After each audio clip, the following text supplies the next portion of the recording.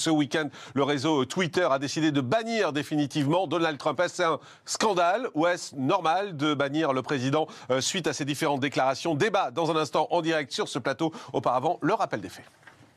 C'était l'outil de sa présidence pour contourner les médias traditionnels. Donald Trump doit désormais se passer de son compte Twitter personnel, définitivement suspendu par la plateforme qui explique sa décision. Après avoir examiné le contenu de tweets récents publiés par Réal Donald Trump et au vu du contexte actuel, nous avons pris la décision de suspendre ce compte afin de limiter les risques d'incitation à la violence. Une mesure exceptionnelle de Twitter qui fait suite aux événements du Capitole. Le réseau social pointe directement la responsabilité du 45e président américain lors de l'intrusion de ses partisans au siège du Congrès. Ces derniers tweets invitaient même, selon la plateforme, à lancer une deuxième attaque sur le Capitole le 17 janvier prochain. Donald Trump a réagi dans la nuit via le compte officiel de sa présidence, tweet supprimé depuis. Twitter est allé encore plus loin dans son musellement de la liberté d'expression et ce soir, les employés de Twitter ont coordonné avec les démocrates et la gauche radicale le retrait de mon compte. Avec nous en direct sur ce plateau pour en débattre, Joachim Son-Forget, député, bonjour. Bonjour. Merci d'être en direct avec nous. Vous êtes fait fermer votre compte provisoirement, je suppose. C'est probablement beaucoup moins important que le président des États-Unis, mais vraisemblablement j'ai été banni également. Pourquoi? Parce que j'ai, en guise de protestation pour la liberté d'expression, j'ai voulu marquer le coup en changeant mon pseudonyme avec le nom de Donald Trump, mon nickname, sans changer le pseudonyme @sonjoachim.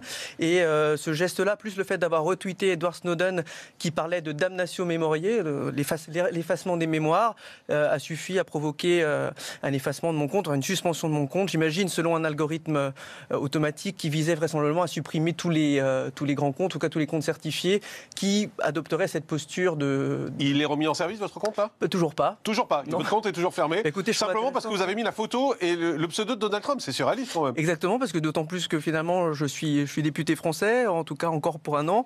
Et même si ça ne plaît pas à M. Dorsey ou à ses sbires en France, à M. Viel et compagnie, bon, toujours est-il que ma parole est libre, elle n'est pas contrainte. Et beaucoup de gens vous disent, vous savez, ah, mais c'est une entreprise privée, ils font comme ils veulent. Leurs conditions générales d'utilisation décident de tout. Pas du tout, parce que leur fonds de commerce à ces gens, aux réseaux sociaux, à la big tech, c'est nos vies privées, nos vies individuelles. C'est vous qui acceptez de les donner. On va en débattre. Hassan Lamou, bonjour. Vous êtes en face, journaliste, vous êtes responsable associatif. Vous trouvez ça normal, ce qu'a fait Twitter? Oui, moi je pense qu'il y a des conditions générales et comme le rappellent un certain nombre de règles sur Twitter, si vous considérez que vous confiez une partie de votre vie privée à Twitter et si à partir du moment donné où vous créez un compte, vous en acceptez les règles. Si vous n'en acceptez pas les règles, rien ne vous oblige à continuer à tweeter. Et vous trouvez normal que Twitter, par exemple, laisse diffuser des appels à la haine, des insultes, de l'antisémitisme, du racisme, mais ferme Donald Trump? J'estime que Trump a une responsabilité supplémentaire. Il est quand même, c'est l'un des comptes les plus suivis au monde. C'est le président d'une 88 millions d'abonnés. C'est le président d'une grande nation. C'est des comptes certifiés. Donc là, on ne parle pas d'anonymat, on ne parle pas de faux comptes qui inondent la toile. On parle d'un compte certifié. Mais c'est pas de la censure, ce que fait Twitter? Non, moi j'estime que c'est l'exercice de la responsabilité et le modérateur se doit d'avoir ce genre de réaction. Joachim Son-Forget. Oui, mais je me désole d'entendre ça. Je pense que vous faites partie des citoyens résignés. Où, si on vous dit qu'il faudra vous mettre un balai dans le derrière, vous mettrez un ballon dans le derrière parce que c'est marqué sur les conditions générales d'utilisation. Moi, je suis un citoyen qui résiste, un citoyen qui assume sa liberté. Je n'accepte pas de donner mon existence entière aux réseaux sociaux, aux géants de la tech. Réfléchissez aujourd'hui, l'indépendance n'est plus possible. Si demain vous devez arrêter d'utiliser tout ça, d'utiliser tout ce qui vous permet de vous véhiculer, de prendre des photos, de les stocker, vous avez accepté de donner finalement tout ce que vous possédez. On a déjà pris l'habitude d'être dépossédé de nos biens. Aujourd'hui, on est locataire de plus en plus longtemps. On est en leasing avec les voitures. On a des abonnements partout. Et aujourd'hui, vous donnez vos vies. Je veux dire, même vos photos ne vous appartiennent plus. Votre vie ne vous appartient plus. Et si vous dérangez quelqu'un, ils peuvent décider d'effacer toutes ces mémoires que vous avez gardées, par exemple, sur votre Google Photos. Monsieur Son-Forget, vous aimez faire le clown. Et moi, j'ai vu un certain nombre de vos tweets. Sérieuse. Non, mais oui, sérieuse. C'est vous le clown aujourd'hui. Un balai dans le derrière, la police ça une des propos sérieux pour un député de la vous êtes République. le clown aujourd'hui qui Donc, dit moi il y a des conditions générales d'utilisation, j'accepte tout, je fais comme on m'a dit. Laissez-moi parler 2 minutes. Vous êtes un résigné, monsieur. Non, moi je suis heureux que des gens comme Twitter modèrent des gens comme vous, parce que vous êtes des dangers pour la démocratie. Donc vous êtes en un fasciste, réalité. parce que c'est non, justement, c'est vous les fascistes. Le point et vous vous Godwin est très servez utile parce que, de monsieur, faussement du faux argument de la liberté d'expression. Les gens Monsieur, libres. Vous ne criez voulez pas. censurer les gens qui sont d'opinions différentes de la vôtre. La question, elle n'est pas là. Vous n'avez pas de liberté, vous n'êtes pas un homme libre. Twitter permet la France et la liberté, de créer un modérateur qui empêche des gens comme vous de vous servir faussement de la liberté d'expression pour un fonds de commerce, il faut le dire, fasciste, à des idées nauséabondes et qui ont conduit à quoi? Pourquoi vous dites ça? À l'intrusion dans le Capitole, à la révolte du peuple américain contre la démocratie américaine, sur l'encouragement du président Donald Trump. Si vous acceptez ça en tant que député de la République qui siégeait à l'Assemblée nationale, c'est votre problème. Moi, je n'accepte pas, monsieur, que Twitter. Je considère que, comme l'a rappelé M. Morandini, l'antisémitisme sur les réseaux sociaux, le racisme, les insultes, et moi j'en prends pour mon grade aussi quand je viens dans ces émissions-là, n'ont pas leur place sur les réseaux sociaux. Et si le premier d'entre nous, la plus première nation qui sont celles des États-Unis, avec le premier des Américains qui est Donald Trump, avec un compte qui est suivi par des millions, se permet à faire des sous-entendus d'appel à la révolte, et si à un moment donné Twitter ne prend pas ses responsabilités de modérer ce genre de choses, ben on va aller à la catastrophe. Réponse du député Est-ce que ça vous dérange moins que Twitter, Facebook, etc. ne réagissent pas de manière aussi véhémente et coordonnée quand d'autres grands démocrates ou républicains américains lancent des bombes sur des pays parce qu'ils ont décidé d'en prendre le contrôle, quand l'ayatollah décide de tweeter des choses haineuses, quand le Premier ministre malaisien, Mahathir, dit que les musulmans doivent pouvoir tuer des Français par millions. Mais c'est pas parce que... Non, mais là, pourquoi là, il se passe rien? Là, je veux dire, aujourd'hui, il se passe quelque chose de coordonné parce que vraisemblablement, il y a une question de politique intérieure américaine décisive où toutes les forces s'entrechoquent. Mais nous en sommes les premières victimes parce que nous sommes la charrette des États-Unis sur notre souveraineté numérique. Et aujourd'hui, rien ne dit que si demain, il n'y a pas, le président Macron ne plaît plus à ses dirigeants des GAFA, ben, ils vont faire de la pub pour quelqu'un d'autre, pour leur champion. Qu'est-ce qu'on pourra faire contre ça? Rien du tout. Donc notre souveraineté numérique, elle n'est pas prête. On est en danger aujourd'hui. La géopolitique à l'ancienne, c'était des pays contre des pays. Il y a un danger pour la démocratie aujourd'hui. Bien sûr, avant, c'était des pays contre des pays ou des coalitions de pays contre des coalitions de pays. Aujourd'hui, il y a un tiers. Ce sont des organismes supra-étatiques qui sont plus forts que bon nombre de grands pays, y compris les États-Unis. Est-ce qu'il y a un danger pour la démocratie aujourd'hui à laisser le pouvoir à Twitter, à Facebook? Les arguments fourre-tout qui prennent des exemples pour essayer d'en faire un étendard en expliquant que c'est ça, c'est que ça, les réseaux sociaux. Non, c'est pas vrai, il n'y a pas un danger pour la démocratie. La vérité, c'est quoi? C'est que si Trump n'avaient pas fait tous ces tweets qui ont conduit à l'intrusion, à la révolte d'une partie du peuple américain, qui se sont permis de faire ce qu'ils ont fait. Est-ce que c'est Twitter de juger? Est-ce que c'est Twitter qui doit faire la loi? Nous, quand il y a des insultes sur les réseaux sociaux, on pointe du doigt Twitter en disant mais attendez, ils n'ont rien fait. Pourquoi ils n'ont pas enlevé des vidéos, etc. Là, ils font. Et en plus, ils font dans le bon sens, puisque on l'a vu quand même, ces images-là, elles sont affreuses. Quelle est l'étape d'après? D'aller invectiver des élus de la République dans la rue, d'aller les attraper par le callback, parce que justement, certaines allumeurs de braise sur les réseaux sociaux se sont permis... Mais si demain, Twitter décide de vous censurer, décide de fermer votre compte, vous direz c'est normal. Si moi, bien sûr, d'abord parce que j'ai accepté d'avoir un compte et un profil chez Twitter et rien ne m'y a obligé, parce que c'est une entreprise privée. Et secondo, si moi je suis une personnalité publique, j'ai une responsabilité vis-à-vis des gens qui me suivent. Mais Twitter, c'est pas la justice. Les esprits faibles. Non, mais Twitter, c'est pas la justice. C'est pas la justice, mais demain, on pourrait les attaquer pour ne pas avoir agi. Mais ils ne font rien quand on est insulté, quand on est menacé de mort, quand on est victime d'insultes, ils ne font rien. Et là, tout à coup, sur Donald Trump, maintenant qu'il a perdu les élections d'ailleurs, parce qu'ils l'ont pas fait avant.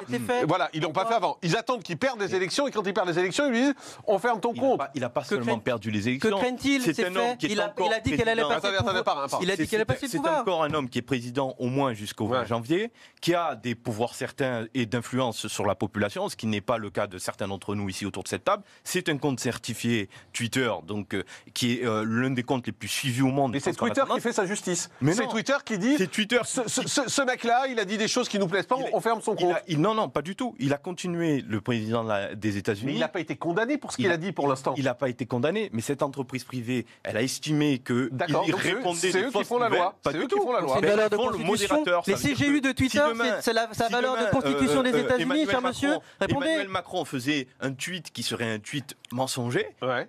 Qu'il y ait un Mais modérateur. qui décide que c'est un mensonge? Twitter? C'est eux qui savent ce qui est vrai et ce qui est faux. Mais parce qu'on a des moyens de vérifier si c'est vrai ou si Mais c'est qui? faux. Twitter? Mais c'est pas à Twitter de décider. Qui décide du vrai et du faux? Alors, juste attendez, Joachim Son-Forger, allez-y. Qui décide du vrai et du faux, du bien et du mal? Vous croyez que c'est parce que je vais pondre une liste de CGU qu'elle aura valeur de déclaration universelle des droits de l'homme? Mais on nage en plein délire. Qu'est-ce que vous acceptez, monsieur? Je veux dire, la messe est dite, comme le dit monsieur Morandini. Donald Trump a même acquiescé qu'il allait rendre le pouvoir, faire une transition pacifique. Et qu'est-ce qui se passe? Pourquoi d'un seul coup il y a ce vent de panique, cette entente? Vous savez que les règles commerce internationales, normalement, elles empêchent l'entente notamment sur les prix, l'entente sur les politiques commerciales. Aujourd'hui, vous avez une entente entre tous les géants du numérique. Ils censurent parler. Alors parler, c'est pas la panacée. C'est clairement un outil de propagande de la campagne Trump, des réseaux qui vont avec. Moi, je reste neutre vis-à-vis de ça. Toujours est-il qu'aujourd'hui, cet outil, il est censuré. Les stores importants l'ont supprimé. Aujourd'hui, c'est Amazon qui supprime de ses serveurs. Bon, il y a vraiment il y a une offensive globale de toutes les entreprises du numérique. Elles ont le droit d'être d'un côté de la barrière. Toujours est-il que je ne sais pas qu'est-ce qui s'est passé avant tout ça, avant ce pseudo-événement du Capitole, parce que des révolutions, j'en ai vu provoquées par le Capitole, encore une fois, reprocher à Twitter d'avoir censuré, ça ne veut pas dire qu'on approuve ce qu'a dit Donald Trump avant. Moi, je dois avouer que je suis très choqué par les propos qui ont été tenus par Donald Trump. Je trouve qu'il les a incités effectivement à aller au Capitole. Je trouve ça honteux et scandaleux. Mais ce n'est pas Twitter de faire la loi. Twitter, c'est pas la loi. Twitter, c'est pas la justice. Que la justice fasse son travail, que la justice demande à Twitter de fermer le compte de Donald Trump. Je dis oui, mais Twitter, c'est pas à eux de dire ce qui est bien et ce qui est mal. Qu'est-ce qu'il y a de si dangereux maintenant? Attends, on laisse répondre à Sanamou. Je pense qu'on a tendance à oublier, objectivement, que Twitter, c'est une entreprise privée. C'est pas parce que vous avez un compte que vous avez tous les droits. Ils ont des règles, ils ont un règlement intérieur. Pour tout le monde, alors. Vous les avez validés qui ferme les comptes qui nous insultent, qui ferme les comptes qui nous menacent de mort? Je ne suis pas ingénieur informatique. Moi non plus. Et je ne sais pas comment est-ce qu'on peut essayer, dans des comptes non certifiés, non identifiés, à faire la police. Mais ils disent liberté de parole à chaque fois. À chaque fois que vous les contactez quand vous avez été insulté, vous le savez, ils vous répondent ah oui, mais c'est la liberté de parole, on laisse faire. Donc c'est eux qui rendent la justice en fait. Aujourd'hui, on arrête la justice et c'est Twitter. Sincèrement, je ne sais pas comment est-ce qu'ils gèrent leur plateforme de modératrice sur les réseaux. Mais une chose est sûre, c'est que moi je ne suis pas du tout contre l'idée qu'à un moment donné, quand vous avez un leader aussi puissant que Donald Trump, qui se permette de propager de fausses nouvelles. Je suis d'accord avec vous, mais ce n'est pas à Twitter de décider. C'est pas à Twitter. Twitter, c'est pas la justice. Il y a deux poids, deux mesures. Demain, Twitter va vous dire il faut penser à gauche. Voilà. Tous les gens qui pensent à droite, on les vire du réseau. Pourquoi pas? Mais pourquoi pas? Qu'est-ce qui les Non, mais dans votre logique, qu'est-ce qui les empêche? Oui, mais qu'est-ce qui vous empêche de retirer votre profil dans ce cas-là? Si demain ils en arrivaient à cette chose-là, qu'est-ce qui vous empêche de ne plus utiliser Twitter? D'accord. Donc ils ont tous les droits. Ils ont tous les droits. Moi, si demain l'État venait gérer mon entreprise, je serais bien embêté. Joachim Son-Forger. L'argument est fallacieux puisque aujourd'hui, comme ils ont réussi à organiser une adhésion générale du public, c'est là où se passe la discussion publique. J'en ai fait la preuve par l'absurde, vous le savez bien, puisque quand j'ai fait monter mon compte Twitter de la façon dont je l'ai fait monter, à ce moment-là, les médias français avaient cette fâcheuse tendance de reprendre n'importe quel tweet qui recevait beaucoup de likes et beaucoup de retweets. On a assisté à des choses hallucinantes. J'ai pu amplifier des contenus hallucinants. J'ai voulu monter mon trait par l'absurde à ce moment-là. Heureusement, depuis, ça s'est un peu calmé. Et je pense que, excusez-moi, j'en profite pour faire ce message, c'est que des groupes de presse indépendants aujourd'hui doivent penser à continuer d'être des remparts contre ce phénomène, parce que c'est notre dernier rempart de souveraineté. Mais alors, moi je voudrais prendre votre exemple, Joachim Son-Forger, puisque vous en parlez. À Salamou, voilà, le compte de Joachim, de monsieur le député, a été fermé. Parce qu'il a mis la photo de Donald Trump et son nom. C'est normal? Non, ça c'est incompréhensible. Ben oui, mais ils font ce qu'ils veulent. Merci. La réponse, c'est ils font ce qu'ils veulent. Mais c'est vrai. Et moi, franchement, la liberté, et rien n'empêche M. Son-Forger de partir de Twitter si ça l'intéresse. S'il veut plus de compte Twitter, qu'il le fasse. Je vais nous expliquer pourquoi oui, pas comme ça que ça se résume. Mais bien sûr, si vous n'avez pas envie, ou si vous estimez que votre liberté est bafouée, votre liberté d'expression bâillonnée sur Twitter, rien ne vous interdit de dire demain, je ne l'utilise plus à l'envers. C'est pas l'alpha oméga de votre vie ou de votre attraction de député. Par contre, je pense que ça pose une vraie question sur le mode de vie de tout un chacun. C'est très difficile à appliquer. Hein. Je suis le premier à avoir du mal à me l'appliquer. Mais il faut qu'on pense à se ménager non seulement des temps de déconnexion, parce que je pense qu'on est beaucoup à vivre dans cette vie où on vit dans un environnement biaisé et virtuel. Et par ailleurs, je pense qu'à s'organiser, mais ça c'est à l'État français. J'en appelle à Emmanuel Macron de penser à la souveraineté française et européenne sur le numérique. Aujourd'hui, elle doit pousser les entreprises. En France, c'est pas normal qu'on ait que des entreprises du numérique qui aient créé le Minitel Rose, un site de rencontre et un truc pour faire du covoituring. Minitel tout court, pas Minitel Rose. Du covoiturage. C'est ça les réussites du numérique français. C'est vous qui avez utilisé en rose peut-être, mais la France a créé le Minitel. Il faut qu'on aille plus loin, pour créer des équivalences. Juste un mot, Twitter, Facebook, vous allez quitter Twitter? Vous êtes en désaccord avec ce que fait Twitter? Est-ce que vous allez quitter Twitter?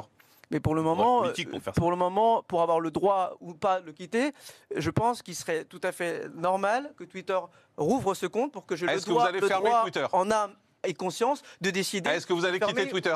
C'est pas fondamental pour mon action politique. Ça a été important à un moment. Mais puisque vous êtes en désaccord avec ce qu'ils font, est-ce que vous allez les quitter? Mais c'est moi qui dois décider si je le quitte ou pas. Oui, c'est la question que je vous pose. Ce n'est pas à eux de décider. Et donc vous décidez quoi? Ma vie. Je déciderai peut-être de ne plus utiliser cet outil, mais je ne prendrai cette décision qu'une fois que ce compte sera rouvert. Et ce monsieur Viel, qui est le sous-fifre de monsieur Dorset, doit rouvrir mon compte immédiatement. Sinon, écoutez, ça se réglera autrement par voie de justice. On va lui rappeler la Constitution française. Effectivement. Merci beaucoup, Joachim Son-Forget, député à Seine-Amour, responsable associatif. Je le redis, moi je suis totalement sidéré par les propos qui ont été tenus par Donald Trump, mais ma position, pour être très claire et pour pas qu'il y ait de faux buzz, parce que c'est un peu l'habitude en ce moment, j'estime que c'est pas à Twitter de décider, j'estime que c'est à la justice de décider et que c'est pas à Twitter, mais je condamne bien évidemment tous les propos qui ont été tenus par Donald Trump. Merci à tous les deux d'avoir été avec nous. Dans un instant, interview